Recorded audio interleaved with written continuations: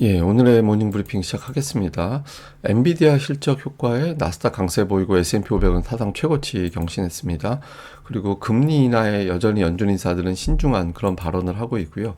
그리고 우리 증시는 지수 따로 종목 따로, 그러니까 뭐 시장은 지수는 올라가는데 하락 종목이 더 많은 그런 형태가 좀 반복되고 있죠. 그 이유 설명드릴 거고요. 그리고 AI와 지금 저 PBR주들이 강세를 보이고 있는데 그 외에 어떤 종목군들이 움직임이 나올 수 있는지 이런 것들도 한번 점검을 해보겠습니다. 우선 미증시는 다우지수가 1%, 나스닥이 거의 3% 가까이 올라갔고요. S&P 500은 2% 넘게 올랐는데 S&P 500은 사상 최고치 경신을 했습니다.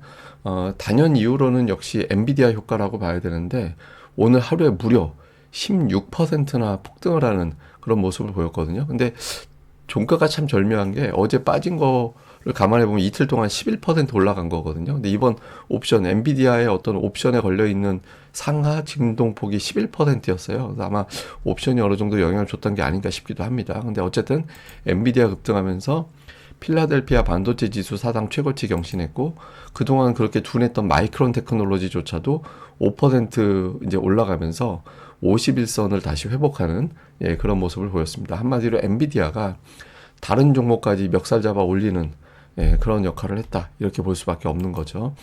뭐 목표 주가 변경이 뭐 여기저기서 나왔습니다. 뭐 JP 모건을 비롯해서 쭉 올렸는데 뭐 키뱅크나 번스타인에서는 1,000달러 이상 제시하기도 했고 UBS가 좀 튀죠. 목표 주가를 오히려 하향하는 그런 보고서를 내기도 했는데 뭐 전체적으로 보면 데이터 이렇게 올린 쪽이 일방적으로 더 많은 그런 편이었고 오늘 하루에 엔비디아 시가총액이 증가된 게 2,500억 달러였거든요.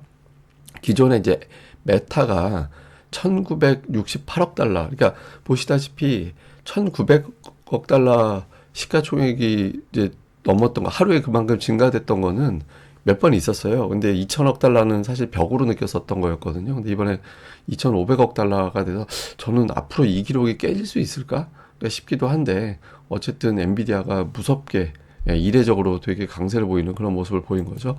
그런 이면에는 최근에 엔비디아 주변에 어떤 자금이 굉장히 많이 몰려 있었어요. 그러니까 엔비디아 주식이라기보다는 ETF, 그러니까 뭐 반도체 지수에 몇 배 움직이는 어떤 ETF 상품들 뭐 이런 거 있잖아요. 여기에 이제 자금이 최근에 가파르게 유입이 되고 있었거든요. 이게 뭐 그러니까 아무래도 좀 주가가 변동성이 클 수밖에 없었고 또 하나는 이제 옵션인데 그 엔비디아의 옵션이 되게 많이 증가하고 있었거든요. 그러니까 이게 뭐 이틀 전인가 제가 기사 소개 드릴 때 위아래로 11% 정도 진동폭, 그러니까 실적이 실망스러우면 아래로 11%, 이제 좋게 나오면 위로 11% 이렇게 이제 걸려 있다라고 말씀을 드렸는데 공교롭게도 이틀 동안 상승폭이 딱 11%된 거예요. 그러니까 오늘 하여튼 옵션 이런 것들도 상당 부분 영향을 준 것 같다. 뭐 이렇게 급등하는 데는 뭐 이런 측면도 있는 것 같습니다.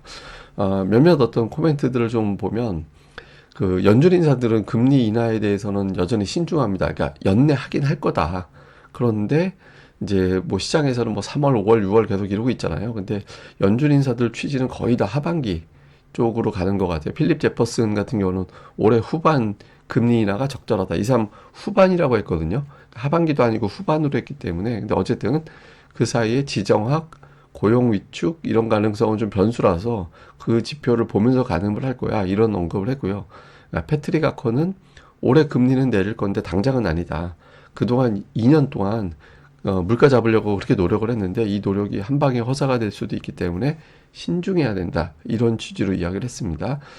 다음에 이제 증시 관련해서는 필립 콜마라는 사람이 그 성장에 계속해서 이제 성장이 되고 있잖아요. 경제 성장이. 여기에 이제 금리가 더 올라갈 수도 있고 이렇게 되면 증시는 하락할 거다.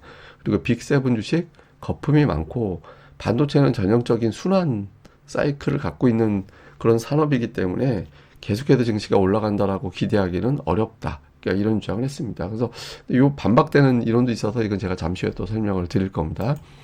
자, 이제 우리 저 지표들도 좀 보면 그 이거는 S&P 글로벌의 제조업 지수, 그러니까 뭐 PMI를 나타내는 거거든요. 근데 이 오렌지색을 보시면 되는데 오렌지색이 올라가면서 17개월 만에 최고 제조업 지표가 나왔어요. 제가 이제 예전에 미국의 제조업 지표가 강하면 우리나라 수출주들이 강세를 보이는 경향이 있다. 근데 그때 얘기한 건 ISM 제조업 지수고요.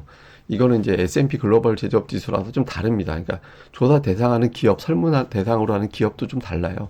근데 어쨌든 제조업 지표 이렇게 미국의 경제 지표가 잘 나오니까 금리가 올라가게 되고 금리 올라가면서 최근에 미국 주택담보대출 금리가 다시 올라가고 있거든요. 한동안 하락했다가 다시 올라가는데 이게 이제 어느 정도까지는 지금은 그냥 단기적으로 다시 올라가는 거지 이렇게 볼 수 있지만 더 많이 밀고 올라가는 형태가 되면 다시 또 경기 위축 이런 논리가 또 만들어질 수도 있습니다. 그래서 제가 뭐 계속 말씀드리지만 금리가 계속 올라가는 거는 좀 거슬린다. 그러니까 이런 것도 우리가 좀 생각은 해야 될 것 같습니다.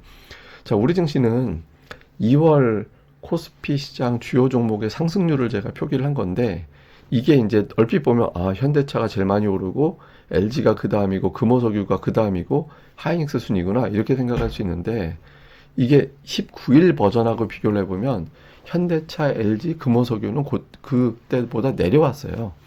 내려온 거고 그때보다 올라간 게 SK하이닉스, 다음에 이제 LG에너지 솔루션 이 종목 정도만 그때 당시보다 올라간 거고 그 사이에 조금 변화가 좀 있었던 거죠. 근데 어쨌든 2월 누적으로 보면 현대차, 그러니까 뭐 그 저PBR 관련된 종목군들, 지분 관련된 이슈가 있었던 금호석유, 그리고 최근에 이번 주 들어서는 SK하이닉스, 그러니까 이런 종목군들이 두드러지게 강세를 보이고 있는 게 특징이다 이렇게 볼 수 있겠고요.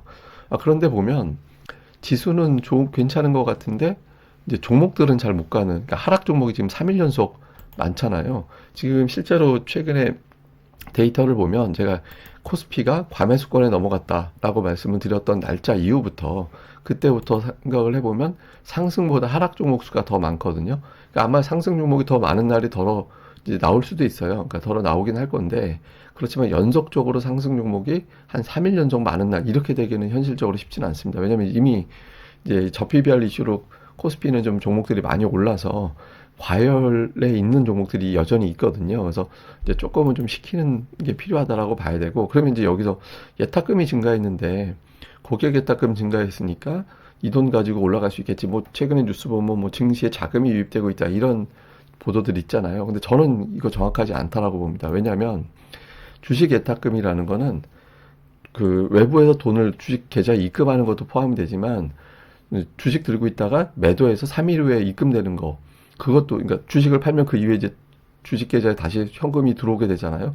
그거를 포함해야 되는데 지금 2월 들어서 개인 투자자들이 코스피 8조 원 팔고 코스닥 1조 원 사서 7조 원을 순매도했거든요. 그러면 2월 들어서 예탁금이 7조 원이 늘어나야 되는데 7조 원이 안 늘어나 있잖아요. 그러니까 개인 투자들이 온전하게 외부에서 자금을 들어온 게 아니에요.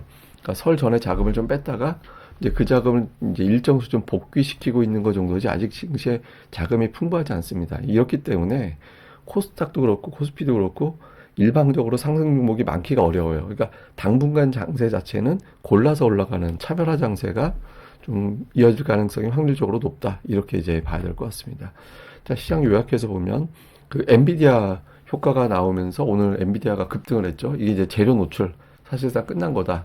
다음은 다시 이제 완만해질 거다라는 거. 그다음에 그게 아니라 엔비디아로 인해서 기업의 성장이 재부각될 거다. 그래서 다시 재편이 될 거야. 이런 주장 맞습니다. 오늘 외국인들이 어떤 업종을 선택하는지 보면서 가늠을 해야 될 것 같고, 그다음에 삼성전자가 계속 놀고 있거든요. 제가 이제 동네 바보용이라고 가끔 표현하는데 동네 바보용 모드로 놀고 있는 삼성전자가 움직여줘야 지수가 여기서 의미 있는 저항대 돌파가 가능하잖아요. 2700 넘어가고 2800 넘어가고 이런 흐름. 그러니까 삼성전자가 나설 때가 되는지, 그게 아니라면 그냥 시장은 그냥 춘추전국 시대 이런 형태로 돌아가는 게 될 거고, 그 다음에 코스닥 대형주 변동성이 계속 이틀 동안 나타났거든요.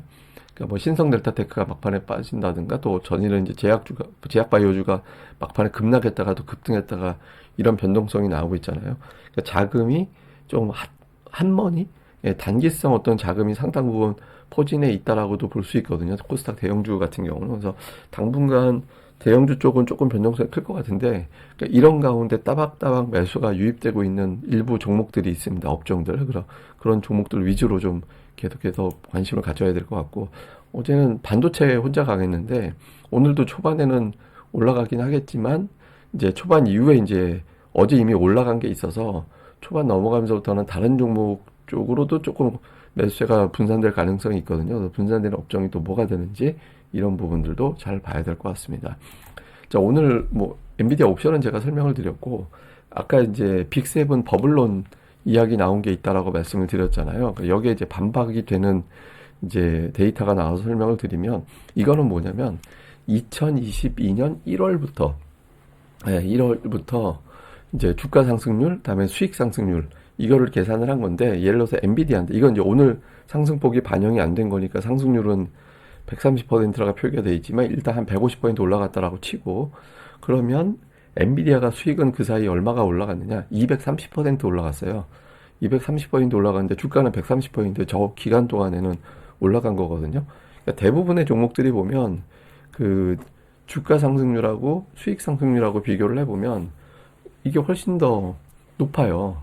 예, 그러니까 훨씬 더 이제 그 수익 상승률이 크기 때문에 아직까지는 버블이 아니다, 이런 주장들도 좀 있거든요. 그래서 좀 시장에 대해서 좀 과도하게 걱정하는 측면도 좀 있다. 그래서 지금은, 그러니까 제가 보기에는 단기적으로 많이 올랐기 때문에, 또 일부 종목은 수익 대비 주가가 앞서갔기 때문에 일부 종목에 대한 버블론이 나오긴 하겠지만, 이 버블론이 시장을 이제 완전히 뒤집을 정도까지는 아직은 아닌 것 같다. 그래서 좀 걱정은 해야 됩니다. 이거 걱정은 해야 되는 거는 맞는데, 근데 지금 막 버블론 지금도 생각하지 말고, 제가 늘 말씀드리지만 지금은 시황적인 측면보다 업종 종목의 수급 동향을 더 중요하게 봐야 될 타이밍이니까 이런 부분들에 좀 집중하는 게 좋겠다. 그러니까 이 말씀 드리도록 하겠습니다.